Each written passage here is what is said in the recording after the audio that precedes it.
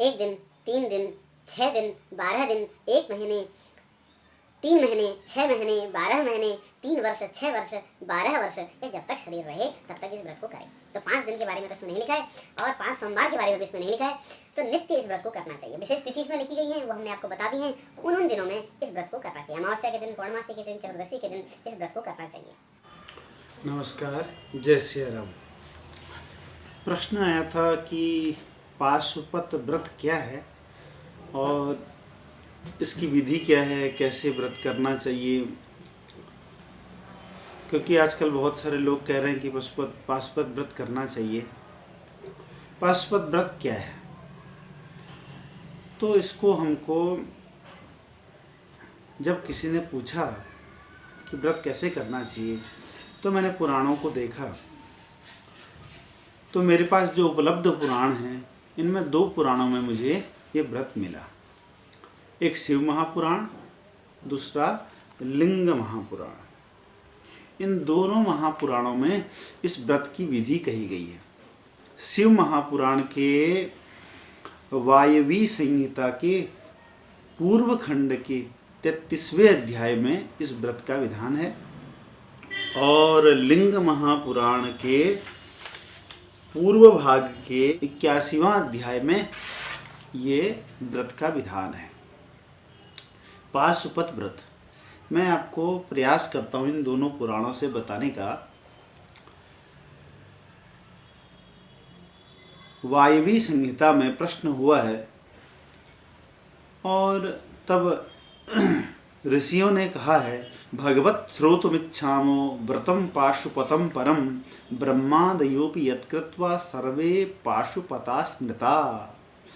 महाराज, हमको पाशुपत व्रत के बारे में बताइए।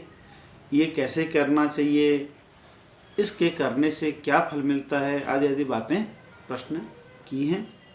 और लिंग महापुराण में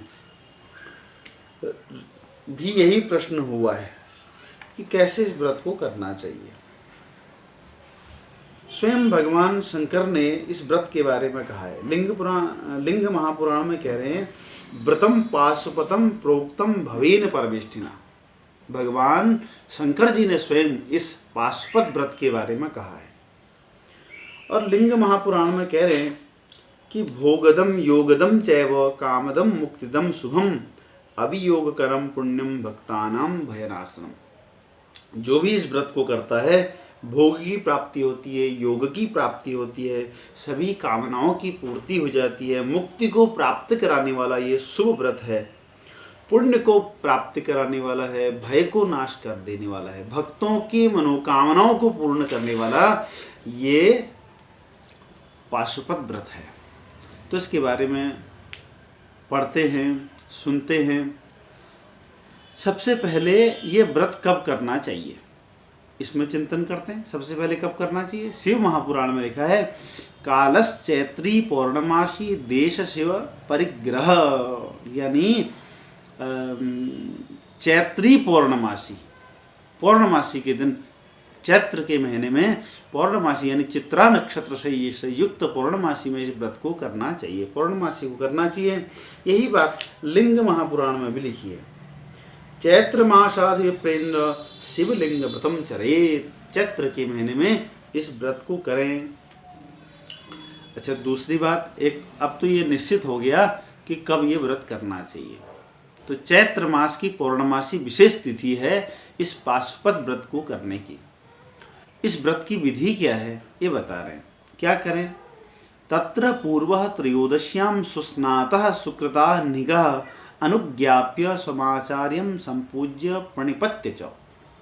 त्रयोदशी के दिन, पूर्णमासी से 2 दिन पहले, त्रयोदशी के दिन स्नान आदि करके, हवन आदि करके और अपने आचार्य जी की पूजा करके, यानी पुरोहित आदि की पूजा करके, जो भी यज्ञ का आचार्य है उनका पूजन करके, उनका प्रणाम करके, उनसे आज्ञा ले कि मैं अब ये पाशुपत व्रत करना चाहता हूँ।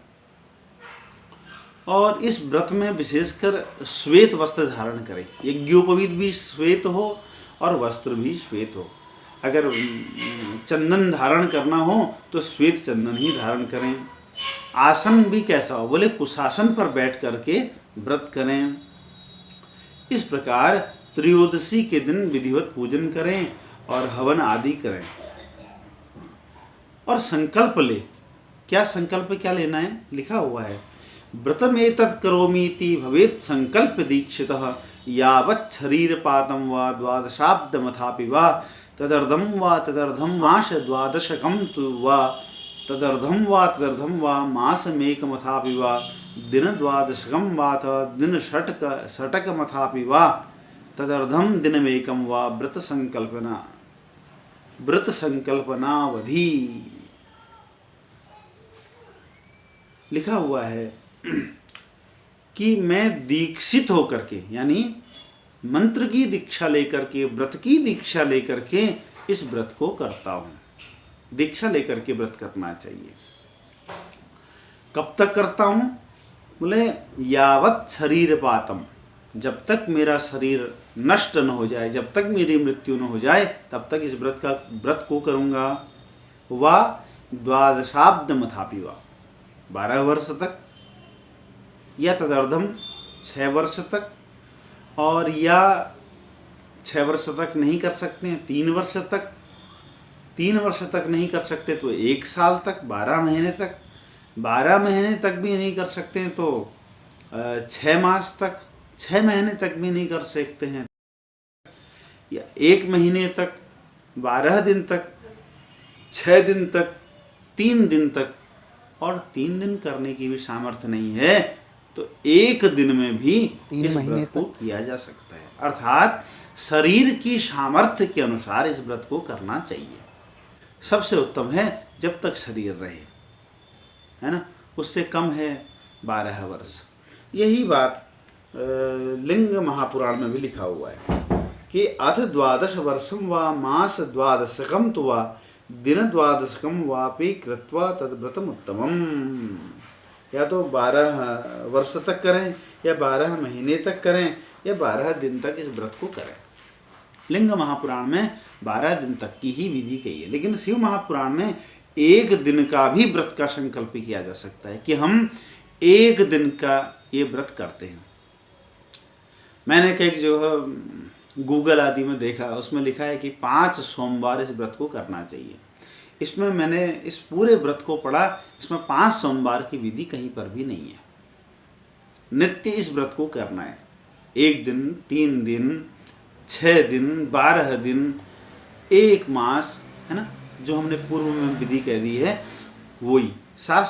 तस्मात् शास्त्र प्रमाणम ते कार्याकारी व्यवस्थित हो। शास्त्र में जैसा लिखा है वैसा ही व्यवहार करना चाहिए। कौन क्या कह रहा है, कैसे कह रहा है, हम उस पर विश्वास नहीं करते। जब तक शास्त्र का लिखा हुआ हम नहीं पढ़ लेते हैं। शास्त्र में जैसा लिखा है, शास्त्र में जैसा लिखा है यथोक्त ही करना है। तो इस प्रकार ये संकल्प करें कि मैंने ये व्रत करना है। तो इस प्रकार गाय के गोबर से उसका पिंड बना ले, गाय के गोबर के कंडे बना करके उनको हवन में स्थापित करे। उससे जो राख बने, जो भस्म बने, उस भस्म को धारण करना है। तो ये त्रयोदशी के दिन हमने चिंतन किया कि प्रातःकाल स्नान करके, विधिवत पूजन करके, भगवान का पूजन करके हवन करें। हवन में, उस दिन हवन में यही गाय के गोबर के जो कंडे हैं उन्हीं से हवन में अग्नि प्रज्वलित की जाए, तो उससे जो राख बनेगी, उस राख की बात कर रहे हैं। उस राख को ही भस्म कहा जाएगा। चतुर्दशी के दिन प्रातःकाल उठ करके पूर्व दिन की भांति, यानी त्रयोदशी की भांति भी उस दिन भी भगवान का पूजन करे। उस दिन निराहार रहे, त्रयोदशी के दिन भी निराहार रहे और चतुर्दशी के दिन भी निराहार रहे। फिर अब पौर्णमासी, जिस दिन ये व्रत करना है उस दिन की बात कह रहे हैं। जैसा जैसा जिसका वस्त्र है, सन्यासी हो तो वो अपने काषाय वस्त्र धारण करे। काषाय माने भगवा वस्त्र धारण करे, और जिसका जैसा भी वेश हो उस वेश को धारण करे। एक वस्त्र धारण कर ले या 2 वस्त्र धारण करे, लेकिन वस्त्र शुद्ध हो। अगर बहुत ही निर्विकार मन हो तो दिगंबर होकर के भी भगवान का पूजन कर सकते हैं। तो इस प्रकार उस पर्व के दिन यानी पौर्णमासी के दिन जो हवन हमने किया है उसकी जो राख है यानी जो भस्म है उसको अपने शरीर पर लगाए। जो क्रम है माथे में, हृदय में, कंठ में, नाभि आदि में, इस प्रकार त्रायुखम जमदग्नि आदि इस मंत्र से त्रिपुंड भस्म आदि लगाना चाहिए। इस प्रकार इस व्रत को करना चाहिए। अब उस दिन क्या करें? विधि पूर्वक लिंग की स्थापना करें। लिखा है स्फटिक के लिंग को विशेष महत्ता दी गई है। इसमें तो अनेक प्रकार के लिंगों के बारे में बताया गया है कि हर महीने में अलग अलग लिंगों की, अलग अलग रत्नों के लिंगों की पूजा करनी चाहिए। अलग अलग रत्नों से लिंग का निर्माण करके और श्रेष्ठ जलहरी में उसको स्थापित करें, जिसकी जैसी सामर्थ्य है। अगर वो स्फटिक का शिवलिंग बना सकते हैं, खरीद सकते हैं, तो उस पर पूजा करें। नहीं तो मिट्टी से बना करके भी कर सकते हैं, मिट्टी के शिवलिंग बना करके भी उसका पूजन कर सकते हैं। इस प्रकार भगवान का पूजन करना चाहिए। अनेकानेक द्रव्यों से भगवान का पूजन करना चाहिए। गंध द्रव्य शकर पूरे चंदनाद्यैष कुंकुमैः सेवेद सवेदिकं समालिप्य लिंगम भूषण भूषितम। अनेक प्रकार से भगवान के उस शिवलिंग का पूजन करना चाहिए। और भगवान को बिल्व पत्र बड़ा प्रिय है। 1000 बिल्व पत्रों से और या तो 1000 कमल पुष्पों से भगवान का पूजन करना चाहिए। सहस्रार्चन करना चाहिए। 1000 कमल पुष्पों से भगवान का पूजन करना चाहिए। अगर 1000 कमल नहीं मिल रहे तो 108 संख्या से भी भगवान का पूजन कर सकते हैं। प्रत्येक मपरा संख्या शतम अष्टोत्तर द्विजा। अगर 1000 कमल पुष्प नहीं मिल रहे तो 108 कमल पुष्पों से भी भगवान का पूजन करना चाहिए। और अगर सुवर्ण का कमल बन जाए, अगर सुवर्ण का कमल मिल जाए तो 1000 कमलों के बराबर ही एक सुवर्ण का कमल है, उससे भगवान का पूजन करना चाहिए। लिखा है हैममेक परम प्राहु पद्मम पद्म सहस्रकार। 1000 कमल पुष्पों के बराबर एक सुवर्ण का कमल पुष्प है, उससे भगवान का पूजन करना चाहिए। भगवान को विधिवत चंदन आदि से भगवान का पूजन करना चाहिए। भगवान के 5 आवरणों में अनेकानेक उनके देवता हैं, पीठस्थ देवता हैं, उन सभी देवताओं का पूजन करना चाहिए। गणों सहित 5 आवरणों में जो स्थित देवता हैं उनका पूजन करना चाहिए। और भगवान को प्रिय जो पुष्प हैं, धतूरा है, अलसी है, ऐसे श्रेष्ठ पुष्प जो भगवान को प्रिय हैं, ऐसे श्रेष्ठ पुष्पों से भगवान का पूजन करें। षोडशोपचार विधि से भगवान का पूजन करें। नीराजनान्ते विस्तीर्य पूजा शीशम समापेत। इस प्रकार भगवान का नीराजन आदि करें और नीराजन करके प्रणाम करें, पुष्पांजलि करें। प्रदक्षिणाम प्रणामम च कृत्वात्मानं समर्पयेत्। इसके बाद परिक्रमा करें, प्रणाम करें और भगवान के समक्ष ही ततः पुरस्तात् देवस्य गुरु विप्रोच पूजे। भगवान के सामने श्रेष्ठों का पूजन और ब्राह्मणों का पूजन करें। और यहाँ पर कहा है स्तोत्रम व्यपोहनम जप्त्वा विद्याम पंचक्षरीं जपेत। एक व्यपोहन स्तोत्र है। ये व्यपोहन स्तोत्र लिंग महापुराण में है। लिंग महापुराण के 82वां अध्याय है, वो व्यपोहन स्तोत्र उसमें है। उस स्तोत्र का पाठ करें और उस दिन पंचाक्षरी मंत्र का जप करें। पंचाक्षरी मंत्र माने नमः शिवाय नमः शिवाय नमः शिवाय इस मंत्र का जप करें। और इस प्रकार विधिवत भगवान का पूजन करके, भगवान शंकर का पूजन करके ये व्रत करें। और ये व्रत कब कर सकते हैं? रविवार को आर्द्रा नक्षत्र हो उस दिन भी ये व्रत कर सकते हैं। अमावस्या के दिन भी इस व्रत को कर सकते हैं।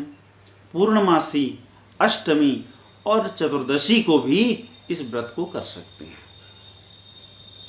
उस दिन दुष्टों का स्मरण मन में नहीं करना चाहिए, भगवान का ही स्मरण करना चाहिए। केवल पंचाक्षरी मंत्र का जप करना चाहिए। पंचाक्षरी मंत्र के जप का भी बड़ा नियम है। उस नियम पूर्वक, विधि पूर्वक उस पंचाक्षरी मंत्र का जप करना चाहिए। 3 काल में स्नान करना चाहिए। अगर तीन काल में स्नान न कर सकें तो भस्म स्नान तो अवश्य करें। क्या कहें? बहुनात्र की मुक्तेन नाचरेत शिवम व्रती प्रमादात्व तथाचारे निरूप्य गुरुलाघवे। व्रती जो है, जिसने व्रत किया है, उसको व्रत के दिन आलस्य नहीं करना चाहिए, बिल्कुल आलस्य नहीं करना चाहिए। और व्रत के दिन कभी किसी का अपमान नहीं करना चाहिए, किसी को गलत वाणी का प्रयोग नहीं करना चाहिए। इस प्रकार भगवान शंकर का पूजन करना चाहिए। लिखा है वैशाख के महीने में हीरे का लिंग, आषाढ़ में मोती का लिंग, श्रावण में नीलम का लिंग, भाद्रपद में पद्म राग मणि का लिंग, आश्विन में गोमेद का लिंग, कार्तिक में मूंगे का लिंग और मार्गशीर्ष अगहन में वैदुर्य मणि का लिंग, पौष मास में पुष्प राग का, माघ में सूर्यकांत मणि का, फाल्गुन में चंद्रकांत मणि का और चैत्र में भी इसी चंद्रकांत मणि का लिंग बनाना चाहिए, जैसे हमने पहले कहा। और अगर रत्न न मिले तो सुवर्ण लिंग से भी भगवान का पूजन कर सकते हैं। सुवर्ण भी अगर प्राप्त नहीं हो पा रहा है तो सोने के अभाव में चांदी, चांदी के अभाव में तांबे और तांबे के अभाव में शिला के लिंग का भी पूजन कर सकते हैं। यानी पत्थर का भी शिवलिंग हमको मिल जाए। पत्थर का मतलब है नर्मदेश्वर। नर्मदा जी के जो पत्थर हैं वो सब शिव रूप ही हैं, इसलिए नर्मदेश्वर भगवान का पूजन भी कर सकते हैं। और अगर नर्मदेश्वर भी न मिले तो मिट्टी का भी शिवलिंग बना सकते हैं। मिट्टी का शिवलिंग बना करके उनका पूजन करना चाहिए। इस प्रकार भगवान का पूजन करें बड़ी भक्ति से। जो सबसे श्रेष्ठ उपयुक्त सामग्री है वो है भक्ति और श्रद्धा। श्रद्धा और भक्ति से भगवान का पूजन करें। और इस प्रकार पूजा करके, व्रत करके, व्रतावसान समय समाचरित नित्यकः।